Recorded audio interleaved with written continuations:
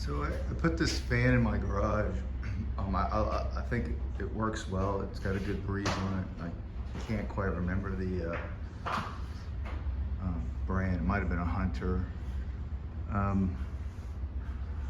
But anyway, the reason for this video is the only issue I have with it now is the remote. It doesn't seem to work real well from a distance. And I mean, not even a far distance. I used to have to get up real close here and use the remote. In order to make it better, or at least signal better, I think this is the antenna. I drilled a hole in this decorative cover and ran the wire out of it. But in order to do that, I didn't want to get metal shavings in the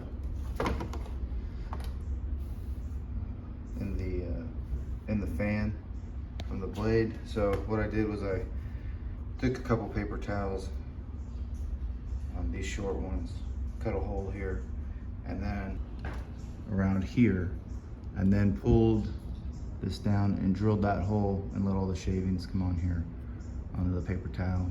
And you can actually kind of dampen the paper towel a little bit so it kind of tries to stick to it. This did improve it. I think all these fan manufacturers should put a hole here to run the antenna out. A couple tips on this kind of a subtle modification to this fan.